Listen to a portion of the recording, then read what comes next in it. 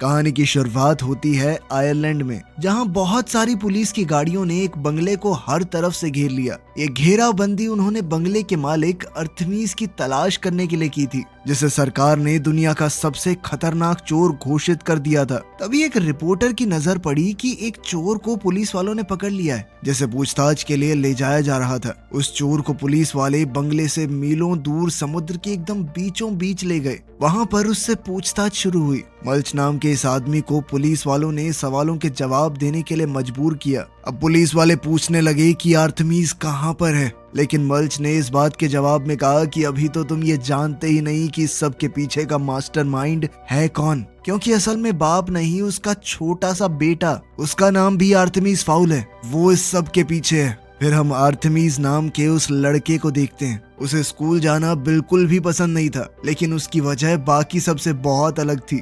सिर्फ 7 साल की उम्र में उसे अपनी टीचर्स से बहुत ज्यादा पता था। वो उनसे ज्यादा होशियार था, और तो और वो चेस का वर्ल्ड चैंपियन रह चुका था। इसके अलावा अर्थमीज ने अपने बचपन में ढेरों साइंटिफिक प्रोजेक्ट्स बनाए और एक्सपेरिमेंट भी किए। अपने इन प्रोजेक्ट्स और बेहतरीन एक्सपेरिमेंट्स के लिए अर्थमीज को ढेरों इनाम भी दिए गए। लेकिन इस सब के चलते अब अर्थमीज अपने आप को सबसे ऊपर समझने लगा था। वो अपने टीचर्स से भी बड़ी बदतमीजी से बात करता। जब अर्थमीज अपने स्कूल से घर आया तो वो बहुत खुश था ये सोचकर कि आज तो पापा के साथ समय बिताऊंगा। लेकिन तभी उसके पिता ने दुखी मन से उसे खबर दी कि उन्हें फिर से एक बिजनेस ट्रिप पर जाना होगा। उदास होकर अर्थमीज ने अपने पिता से कहा कि मुझे हमेशा आपसे दूर रहना बिल्कुल भी पसंद नहीं है। तभी उसे तसल्ली देते हुए उसके पिता ने कहा कि मेरा काम कुछ ही दिनों में हमेशा के लिए खत्म हो जाएगा, फिर मैं तेरे पास ही रहूंगा। इस बातचीत के बाद बाप और बेटा महल के अंदर साथ साथ चलने लगे, और कुछ घंटों बाद अर्थमीज ने अपने पिता को अलविदा कहा।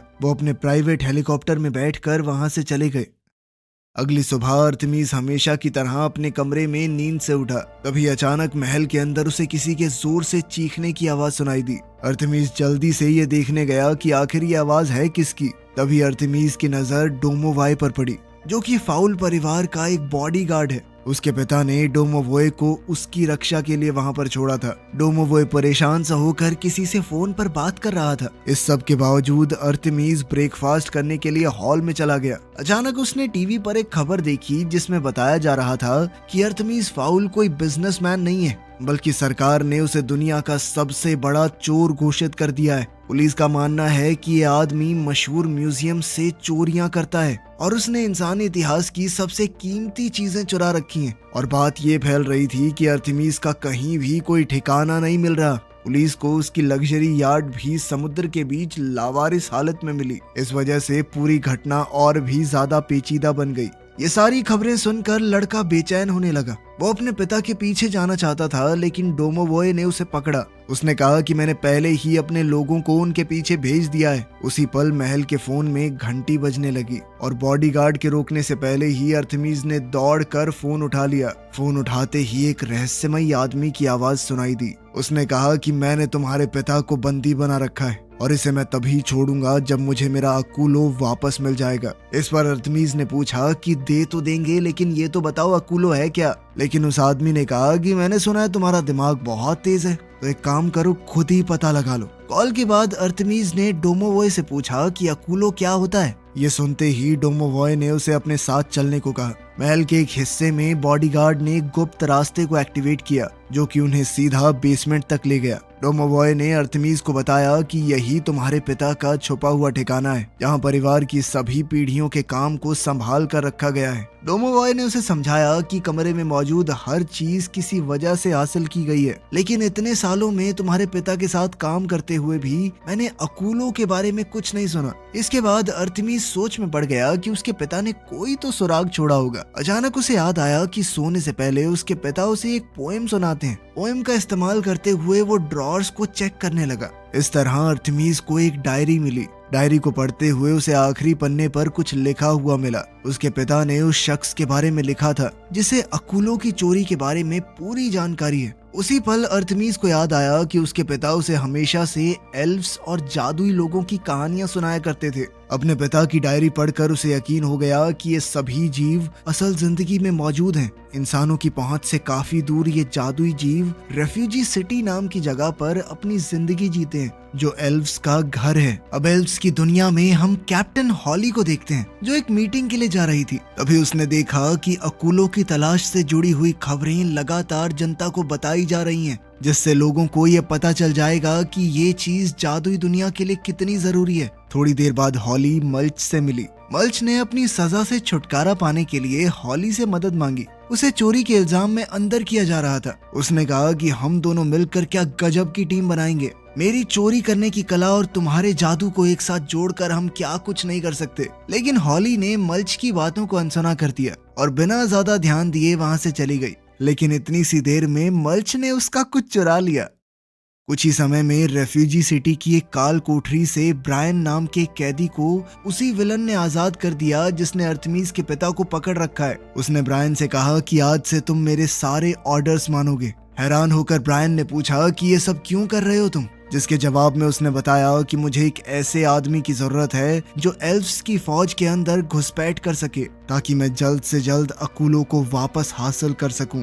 इसी दौरान पॉली अपनी मीटिंग में पहुंची, जहां कमांडर रूड ने अपने सैनिकों से कहा कि जब तक अकूलो मिल नहीं जाता सब अपनी ड्यूटी पर बने रहेंगे, क्योंकि हमारे लिए इससे ज्यादा जरूरी और कुछ भी नहीं है। लेडी कमांडर ने सबको ये भी ऑर्डर्स दिए कि किसी भी हाल में हमारी पहचान इंसानों को नहीं पता लगनी चाहिए। अगर किसी ने भी ये नियम तोड़ा तो उसे सख्त सजा दी जाएगी। मीटिंग के आखिर में हॉली जल्दी से अपनी बॉस से बात करने के लिए आगे बढ़ी। उसने कहा कि मेरे पिता के ठिकाने के बारे में नए सुराग मिले हैं, लेकिन लेडी कमांडर ने कहा कि अभी उस सब का टाइम नहीं है, सिर्फ अकूलों को ढूंढो। उधर इंसानी दुनिया में डोमोवॉय ने अपनी भतीजी जूलियट से मदद मांगने का फैसला किया, क्योंकि उसकी उम्र छोटी होने के बावजूद वो लोगों को ढूंढने में बहुत माहिर थी। जब अर्थमीस अपने पिता के पैनल पर जानकारी हासिल करने की कोशिश कर रहा था, तभी जूलियट उससे बात करने आई। उसने कहा कि तुम्हें थोड़ा आराम कर लेना चाहिए, लेकिन अर्थमीस ने इस सब से मना कर दिया। उसने कहा कि तुम्हारी जरूरत नहीं है, मुझे पहले ही पता चल चुका है अपने पिता को कैसे ढूंढना है। अपने पिता को ढूंढने के लिए उसे एल्व्स की मदद लेनी होगी, लेकिन ये काम आसान नहीं होगा, क्योंकि ना सिर्फ उनकी दुनिया छुपी हुई है, बल्कि वो एक इंसान की मदद करना भी नहीं चाहेंगे। और इधर अपने कंट्रोल रूम में लीडर को कमांडर रूट के आने का सिग्नल मिला। उसके 2 मिनट बाद ही वो हॉली के साथ वहां पहुंच गई। बिना वक्त गवाए उसने बताया कि एक कैदी जमीन की सतह पर से होते हुए भाग निकला, और क्योंकि हमारे सारे फौजी अकूलों को वापस लाने के मिशन पर लगे हुए हैं, कमांडर ने फैसला किया कि इस मिशन की जिम्मेदारी हॉली को दी जाएगी। इस बात से खुश होकर जवान लड़की कैदी को ढूंढने निकल पड़ी। कंट्रोल रूम से कमांडर रूट ने हॉली को मिशन की पूरी जानकारी दी। हॉली उड़ते हुए एक छोटे से यूरोपियन शहर की तरफ चली गई, जहाँ के लोग एक बहुत बड़े राक्षस की वजह से बहुत परेशान थे, जो असल में जादुई दुनिया से भागा हुआ वो कैदी निकला। जब हॉली ने राक्षस को एक लड़की को पकड़े हुए देखा तो उसके सर पर हमला कर दिया, जिससे उस राक्षस ने अपने शिकार को दूर फेंक दिया। लेकिन हॉली ने जैसे तैसे उसे गिरने से बचाया। बच्ची को उस जीव से दूर ले जाने के बाद फौजियों ने एक जादू का इस्तेमाल किया, ताकि लड़की के शरीर पर लगे घाव ठीक हो जाएं। इसके बाद हॉली उस राक्षस का सामना करने के लिए आगे बढ़ी और उसे बल्ब की लंबी लंबी तारों में कैद करने की कोशिश करने लगी। लेकिन उसी वक्त राक्षस ने हॉली को पकड़ लिया। एक एल्फ को राक्षस से बचाने के लिए लड़ाई के बीच में एक कैप्सूल भेजा गया, जिस वजह से वहां मौजूद हर इंसान के लिए वक्त रुक गया। इसका फायदा उठाते हुए बाकी सोल्जर्स उस जगह पहुंच गए, ताकि उस राक्षस को गिरफ्तार किया जा सके, और साथ ही उन सभी इंसानों की यादें मिटा दी गई जिन्होंने भी हॉली को देखा था। अब हॉली ने एक दूसरा रास्ता चुनने का फैसला किया, और कमांडर रूट की धमकियों के बावजूद भी वो मजबूती से खड़ी रही। उसने कहा कि मैं अपने पिता की खोई हुई इज्जत को वापस जरूर लाऊंगी। इस वक्त अर्थमीस अपने पिता की डायरी पढ़ रहा था। पढ़ते पढ़ते उसे समझ आया कि उस आदमी ने इंसानों की दुनिया को बचाने के लिए एल्व्स की मदद की थी। वो ये भी जान गया कि वो शख्स जो अक्यूलों के पीछे हाथ धोकर पड़ा है, उसका नाम ओपेल है। इसके बाद अर्थमीस डायरी में दी गई जगहों में से एक पर डोवोन से मिला। वहाँ उसकी नजर हॉली पर पड़ी, और तुरंत ही उसके गार्ड ने एल्फ पर अपनी बंदूक से हमला करके उसे बेहोश कर दिया। जैसे ही उन्हें महसूस हुआ कि उन्होंने हॉली का सिग्नल खो दिया, कमांडर रूट ने अपने एजेंट को बचाने के लिए सभी अलार्म्स बजा दिए। खैर कुछ घंटे बाद हॉली को अर्थमीस के बनाए हुए एक पिंजरे में होश आया। गुस्से से भरी हुई इस एल्फ ने अपनी शक्तियों से इन लोगों को अपने वश में करने की कोशिश की, लेकिन अर्थमीज पहले से इस बारे में जानता था और उसने खास तरह के चश्मे लगाए हुए थे। फिर अर्थमीज ने कहा कि मैं अपने पिता को ढूंढना चाहता हूँ, उसके लिए मुझे तुम्हारी मदद चाहिए होगी। हालांकि हॉली का कहना था कि मैं तुम्हारी मदद क्यों करूं, और तुमने मुझे बंदी बना के बहुत बड़ी गलती की है। बहुत बड़ा, बहुत जबरदस्त हमला होने वाला है तुम्हारे ऊपर। मुझे छुड़ा के ले जाएंगे मेरे लोग। इस धमकी के बावजूद अर्थमीज बिल्कुल नहीं घबराया। उसने कहा कि मैं यही तो चाहता हूँ कि तुम्हारे लोग यहाँ पर आए। कुछ ही मिनटों बाद महल के आसपास के इलाके में एक भयंकर तूफान आने लगा। एल्फ्स के आने का अंदाजा लगाकर लड़के ने हॉली के हथियारों को अपने पास रख लिया। वहीं डोमोवॉय ने भी हॉली की कॉस्ट्यूम से एक हथियार निकाल लिया था। ठीक उसी वक्त समय को फिर से रोक दिया गया और एल्फ्स की सेना ने महल पर हमला कर दिया। सबने अपनी अपनी पोजीशन ले ली। कमांडर रूट भी अपना लड़ने वाला सूट पहन कर आई थी। जब टीम हॉली की तलाश कर रही थी तब अर्थमीज ने अपना खास सूट पहनने का फैसला किया। अब अर्थमीज और डोमोवॉय लड़ने के लिए पूरी तरह तैयार थे। उन्हें देखते ही एल्फ्स की फौज उन पर टूट पड़ी, लेकिन उन्हें हराना बिल्कुल भी आसान नहीं था और उल्टा अर्थमीज अपने दोस्त के साथ मिलकर हर एक जादुई जीव को हराने लगा। थोड़ी देर बाद अर्थमीज ने एक फौजी का हेलमेट उठाया और उसने कमांडर से कहा कि अगर हॉली को जिंदा देखना चाहते हो तो अंदर आओ बात करने। कोई और रास्ता न देखकर रूट अर्थमीज से बात करने के लिए महल के अंदर दाखिल हुई। अंदर आकर रूट ने सीधे तौर पर कहा कि हमारी फौज बहुत बड़ी है, कब तक लड़ लोगे? अगर तुम नहीं माने तो इस बार हमला पूरी ताकत से होगा। इस चेतावनी के बावजूद लड़का बिल्कुल नहीं डरा। उसने कहा कि अगर दोबारा हमला हुआ तो मैं दुनिया के सामने एल्फ्स के होने का राज खोल दूंगा। इसके बाद अर्थमीज ने साफ तौर पर कहा कि मैं हॉली को तभी छोड़ूंगा अगर तुम अकूलों को मेरे हवाले कर दो, लेकिन रूट कहती है कि ऐसा कभी नहीं होगा। जिसके बाद लड़के ने एल्फ्स को अपना फैसला बदलने के लिए 15 मिनट का वक्त दिया। अब पानी सर से ऊपर जा चुका था तो कमांडर ने एक खास ऑर्डर दिया, जिसके बाद जेल से मल्च को आजाद कर दिया गया और उसे वहां से सीधा जंग के मैदान में भेज दिया गया। इस दौरान अर्थमीज ने हॉली को पूरी बात समझाई। अर्थमीज के पिता के बारे में सुनकर हॉली को बहुत बुरा लगा, क्योंकि उसके पिता का नाम भी इसी तरह किसी ने बदनाम किया था और अब हॉली अकूलों की इस गुत्थी को समझाने में उसकी मदद करना चाहती थी। इसीलिए अर्थमीज ने भी अपनी तरफ से भरोसा दिखाते हुए चश्मा उतार दिया। अब अर्थमीज कहने लगा कि मेरे पिता की डायरी के अंदर अकूलों की रक्षा करने वाले गार्ड का नाम बीचवुड लिखा हुआ है। ये सुनकर हॉली ने कहा कि ये तो मेरे पिता का नाम है। वो जानते थे कि अकूलों कितना ज्यादा खतरनाक है, इसीलिए उन्होंने हमेशा के लिए इसे छुपा देने का फैसला किया। जिसके बाद सभी उसके पिता को एक गद्दार कहकर बुलाने लगे। ये सुनकर अर्थमीज एक गहरी सोच में डूब गया। तभी जूलियट की नजर एक नए एयरक्राफ्ट पर पड़ी और उसने तुरंत इसकी खबर अर्थमीज को दी। अब मल्च कमांडर के पास पहुंच चुका था। कमांडर ने उसके सामने एक डील रखी कि अगर वो जल्दी से महल तक पहुंचने की एक सुरंग खोद दे तो वो हॉली को बचा सकते हैं। इसके बदले में उसकी सजा बहुत कम कर दी जाएगी। इस बात से खुश होकर मल्च तुरंत इस डील के लिए मान गया। इसके बाद मल्च सीधा महल के पास वाले समुद्री किनारे पर पहुंचा। उसने अपने मुंह को बहुत ज्यादा ही खोल दिया और धड़ाधड़ मिट्टी खाने और खोदने लगा और कुछ ही सेकंडों में वो महल के अंदर पहुंच गया था। ये घुसपैठ देखते ही डोमोवॉय ने अर्थमीज को खबर दी और वो तुरंत समझ गया कि इसे हॉली को बचाने के लिए भेजा गया होगा। लेकिन किसी की मदद करने से पहले मल्च को चोरी चकारी की आदत थी। उसने जल्दी ही महल के अंदर एक खुफिया जगह को ढूंढ निकाला और अर्थमीज ने भी डोमोवॉय से कहा कि उसे कंपार्टमेंट को खोलने दो, क्योंकि उसके अंदर जो कुछ भी है शायद हमें उसकी जरूरत पड़े। अब अर्थमीज ने हॉली से कहा कि अगर हम मिलकर काम करें तो ये पता लगा सकते हैं कि आखिर मेरे और तुम्हारे पिता के साथ क्या हुआ था। कुछ देर बाद मल्च ने खुफिया कमरे का सबसे मेन दरवाजा खोला और अपने जादू का इस्तेमाल करके अपने सर के बालों की लटों को काबू में कर लिया, ताकि वो लोहे की बनकर सिक्योरिटी स्क्रीन को पार कर सके। कंपार्टमेंट खुलते ही मल्च के हाथ वो चीज लगी जिसे सब ढूंढ रहे थे। जल्द ही अर्थमीज और हॉली भी वहां पहुंच गए। तभी एल्फ ने अर्थमीज को समझाया कि तुम इसका इस्तेमाल अकेले नहीं कर सकते, क्योंकि इसकी जादुई शक्तियां तुम्हारी जान ले लेंगी। इससे पहले लड़का अकूलों के बारे में कुछ और समझ पाता, मल्च ने इस सब की खबर कमांडर तक पहुंचा दी। ये बात किसी तरह ओपेल तक भी पहुंच गई थी, तो उसने अपने सोल्जर ब्रायन को वहां पर भेजा।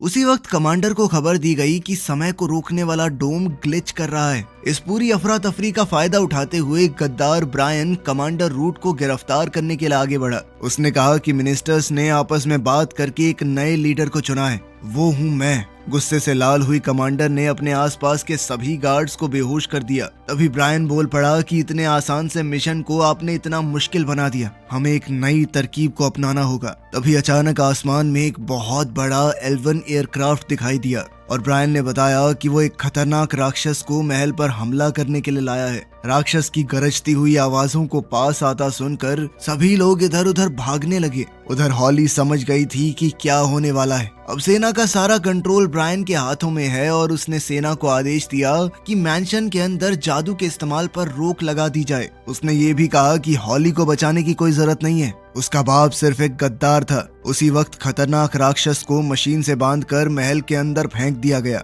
उसके अंदर पहुंचते ही ऐसा लगा मानो जमीन हिलने लगी हो। अंदर मौजूद सबको संभलने का मौका तक नहीं मिला। डोमोवॉय महल के कमरों में भागता हुआ राक्षस का ध्यान भटकाने लगा। वहीं अर्थमीज और जूलियट मिलकर सोचने लगे कि इस राक्षस को कैसे खत्म किया जाए। इस भागा दौड़ी में हॉली झूमर में फंस गई। मल्च उसे बचाने के लिए भागा, लेकिन वो खुद भी उसके पास जाकर लटक गया। अपने साथियों को बचाने के लिए अर्थमीज और डोमोवॉय सोफे को खींचकर उन दोनों के नीचे ले आए, लेकिन उसी वक्त वो राक्षस जूलियट का पीछा करते हुए सामने आ गया। गुस्से में वो सारे सामान को उठाकर फेंकने लगा, जिस वजह से बॉडीगार्ड भी दूर जा गिरा। इसके बाद मल्च राक्षस की पीठ पर कूद गया, लेकिन राक्षस ने उसे सीधा उठाकर सीढ़ियों की तरफ फेंक दिया। अकुलो को सुरक्षित रखने के लिए मल्च ने उसे निगल लिया और चिल्लाकर अपने साथियों को कहने लगा कि दूसरी मंजिल की बालकनी की तरफ जाओ। जूलियट ने तुरंत हॉल के उस पार दौड़ने की कोशिश की, लेकिन राक्षस ने उसे रोक दिया। लेकिन तभी हॉली ने उसकी मदद करते हुए उसे बचा लिया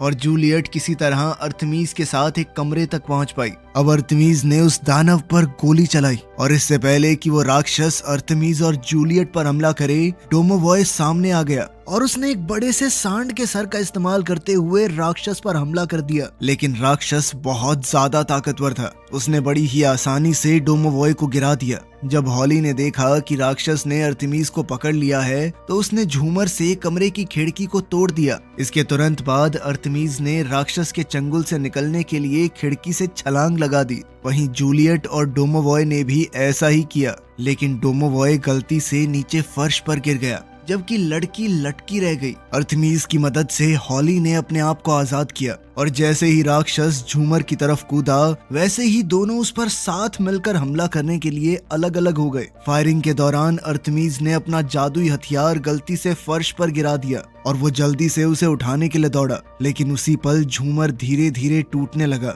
ये सोचकर कि कहीं अर्थमीज को कुछ न हो जाए, डोमोवॉय उसे बचाने के लिए कूद पड़ा। उसने अर्थमीज को तो हटा दिया, लेकिन वो राक्षस उसके शरीर पर गिर पड़ा। घबराहट में अब सभी लोग डोमोवॉय को बचाने का रास्ता ढूंढने की कोशिश करने लगे। उधर बाहर समय को रोकने वाला डोम अब बिखरने लगा था, जिस वजह से एल्वन सेना को बहुत नुकसान हो रहा था। डोमोवॉय को राक्षस के शरीर के नीचे से निकालने के बाद अर्थमीज ने हॉली से कहा कि प्लीज मेरे दोस्त को बचा लो, लेकिन हॉली ने बड़े अफसोस के साथ कहा कि जादू यहाँ पर बंद है, मैं चाहकर भी कुछ नहीं कर सकती। लेकिन डोमोवॉय ने कहा कि सब कुछ ठीक है, मेरी चिंता मत करना। बाहर एल्फ्स की सेना के कैप्टन ने कहा कि जिन लोगों को मरना था वो मर चुके होंगे, बहुत देर हो चुकी है राक्षस को अंदर गए हुए, तो अब हॉली का जादू उसे वापस दे दो, क्योंकि उसके हिसाब से खतरा टल चुका है। जैसे ही हॉली को महसूस हुआ कि उसका जादू वापस आ गया है, तो उसने एक पल भी बर्बाद नहीं किया और डोमोवॉय को अपने जादू से दोबारा ठीक कर दिया। उसी वक्त एल्वन सेना पीछे हटने लगी, क्योंकि डोम पूरी तरह टूट चुका था और इधर सभी लोग महल की बालकनी में आ गए। मगर जैसे ही उन्हें खतरे का एहसास हुआ, तो अर्थमीज, जूलियट और डोमोवॉय महल के अंदर की तरफ भागे, जबकि हॉली और मल्च बाहर की तरफ चले गए। हवा में फंसे हुए एक मछुआरे को बचाने के बाद जब हॉली ने वहां से निकलने की कोशिश की, तो वो पानी के बवंडर में फंस गई। वहीं दूसरी तरफ मल्च सुरंग बनाकर जमीन के नीचे घुस गया ताकि वो खुद को बचा सके। बाहर हॉली बिना किसी नुकसान के किसी तरह बवंडर से बाहर निकली। उसी वक्त समय को रोकने वाला वो डिवाइस पूरी तरह खराब हो गया, जिस वजह से आसमान में एक जबरदस्त धमाका हुआ और रेफ्यूजी सिटी से कमांडर ने हॉली को तुरंत वापस आने का ऑर्डर दिया, लेकिन हॉली ने वापस आने से साफ मना कर दिया और महल के अंदर अर्थमीस के पास चली गई। उसने ठान लिया था कि अपने पिता का नाम साफ किए बिना वापस नहीं जाएगी। अब उन लोगों के पास अकूलो है, इसीलिए सब मिलकर लाइब्रेरी में इकट्ठा हुए और हॉली अकूलो की शक्तियों का इस्तेमाल करके अर्थमीस के पिता को बचाने की कोशिश में लग गई। तभी ओपेल ने अर्थमीस से कहा कि तुम अपने मिशन में नाकामयाब रहे, मेरे पास अब तक अकूलो पहुंचा नहीं है, इसीलिए मैं तुम्हारे पिता को हमेशा के लिए खत्म कर दूंगी। उधर हॉली पूरी कोशिश कर रही थी कि अर्थमीस के पिता को यहाँ पर ले आए, लेकिन उससे पहले ही ओपेल ने जबरदस्त हमला करके अर्थमीस के पिता को मार दिया। ये सोचकर कि अकूलो उसके पिता को वापस नहीं ला पाया, अर्थमीस अंदर से टूट गया और अपने पिता को पुकारते हुए महल में इधर उधर दौड़ने लगा। हॉली ने भी अपने दोस्त की मदद ना कर पाने के लिए माफी मांगी, मगर तभी महल के कमरे में हैरान कर देने वाला जादू हुआ। अर्थमीस तुरंत उस कमरे की तरफ दौड़ा जहां उसकी अपने पिता से मुलाकात हुई और उन्होंने फट से उसे गले लगा लिया, जबकि दूसरी तरफ ओपेल बौखला गया और गुस्से में जोर जोर से चीखने लगा। जब अर्थमीस के पिता हॉली से मिले तो उन्होंने हॉली को बताया कि मैं और तुम्हारे पिता मिलकर काम किया करते थे, तुम्हारे पिता कोई गद्दार नहीं थे, वो मेरा एक बहुत बहादुर दोस्त था जिसने एल्फ्स के दुश्मनों से अकूलो की रक्षा करने में बहुत मदद की। फिर अर्थमीस के पिता ने हॉली को ओपेल के किए हुए सभी गलत कामों के बारे में बताया, उसे ये बताते हुए कि तुम्हारे पिता की आखिरी इच्छा यही थी कि ये लिस्ट मेरी बेटी को दे दी जाए। दोबारा मिलने पर डूमोवोय ने अपने बॉस को इमोशनल होकर गले लगाया और जाने से पहले हॉली अर्थमीस के पास आई, जहां दोनों ने अलविदा कहते हुए एक दूसरे का हाथ थाम लिया। हॉली ने वापस पहुंचकर कमांडर को ये पूरी बात बताई और अपने पिता का नाम साफ किया। सभी सबूतों को देखने के बाद हॉली को प्रमोट कर दिया गया और इस जांच का पूरा जिम्मा अब उसी के सर पर था। वहीं दूसरी ओर अर्थमीस ने भी ओपेल को फोन किया कि तुम्हें पकड़ने का कोई ना कोई तरीका मैं जरूर ढूंढ लूंगा, जिसके बाद वो अपने पिता के साथ एक हेलीकॉप्टर में बैठकर उड़ गया। कुछ देर बाद उन्होंने मल्च को भी उठा लिया जो अब उनके साथ था। वीडियो पसंद आई तो लाइक कर देना, चैनल को सब्सक्राइब कर लेना। मिलते हैं अगली वीडियो में।